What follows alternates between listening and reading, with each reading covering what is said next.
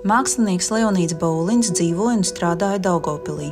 Darbojās monumentālās glezniecības jomā, noformēja ēku interjeru. Bija scenogrāfs Daugavpils teātrī, pasniedzējs Saules skolā, aktīvi darbojās Daugavpils reģiona mākslinieku asociācijā. Baulina darbi atrodas Latvijas muzejos un privātkolekcijās Latvijā un ārvalstīs. Kordiriģente Terēzija Broka bija Daugavpils kultūras dzīves veicinātāja, Latgales un savas pilsētas patriote. Vadīja pašdarbības kursus un ansambļus, bija Latgales novada un vispārējo latviešu dziesmu svētku virsdiriģente. Brokai piešķirts 3 zvaigžņu ordenis, Latgaliešu kultūras gada balva Boņuks, Daugavpils pilsētas domes apbalvojumi par mūža ieguldījumu un goda daugavpilietis.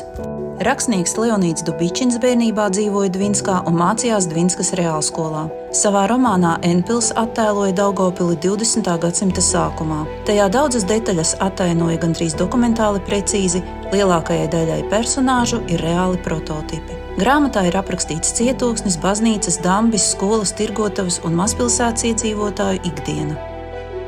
Pāvils Dubrovins bija Dinaburgas pilsētas galva 14 gadus. Pēc viņa ierosmes Dinaburgā tika izveidota brīvprātīgā ugunsdzēsēju biedrība un pirmā sieviešu proģimnāzija.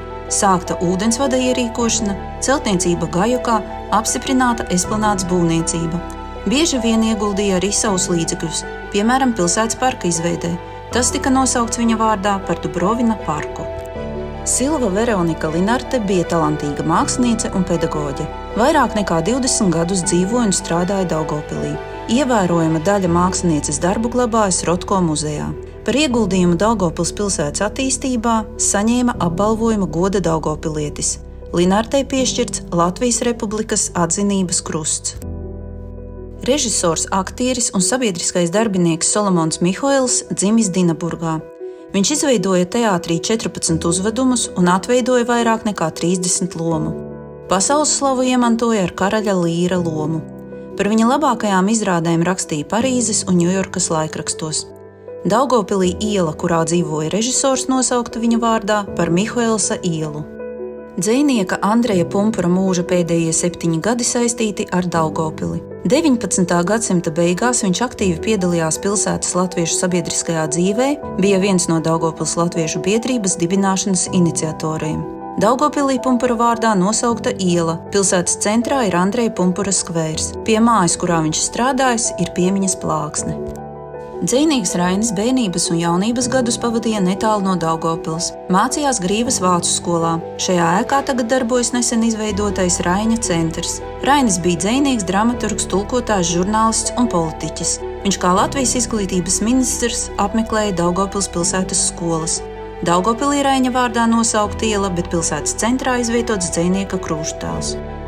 Marks Rotko bija abstraktā ekspresionisma un krāsu laukumu gleznošanas pamatlicējs.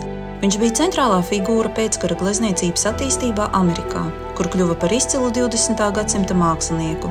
Viena no viņa glezniecības iezīmēm ir spēja izsaukt skatītājos emocionālu reakciju caur vizuāli spēcīgu valodu. Daugavpilī darbojas mākslinieku vārdā nosauktais Rotko muzejs.